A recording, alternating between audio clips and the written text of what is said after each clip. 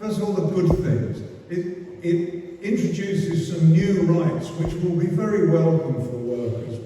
Right to bereavement leave, some limited rights not to bind people to non-disclosure agreements and things like that. Statutory sick pay, eligibility is improved, and so forth and so on. Unfair dismissal from day one.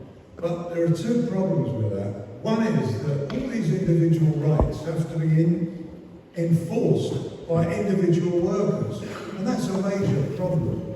I mean, I know that there are 46,000 outstanding cases in the Employment Tribunal at the moment, and the waiting time is 2 years or more for a full hearing. But the reality is that every year there are tens and tens of thousands of cases where workers have had their legal rights breached, where they simply do not bother to enforce, to take their case to the Employment Tribunal. It's expensive, it takes time, it takes energy, it requires legal advice, and so forth and so on.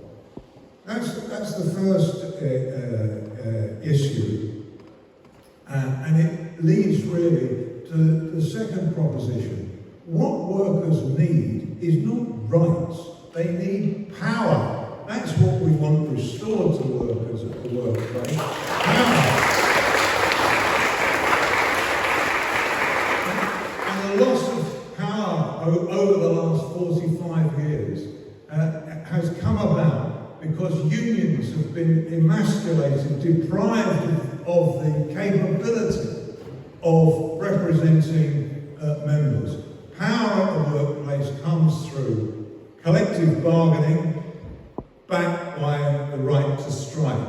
And this bill does not provide the rights that unions need. It's true, of course, the recognition procedure is improved, there is simplification of the notices that unions have to give of ballots and of industrial action, and of course the government's got rid of the strikes minimum service level Act, as Mary mentioned, and most of the Trade Union Act of 2016. But what they haven't done is to attack that legislation which some of us in this room are old enough to remember, introduced from 1982 to 1992, a series of acts of Parliament which imposed restrictions on trade unions' ability to organise industrial action. Those laws still remain. That's why I've introduced amendments which were rejected by the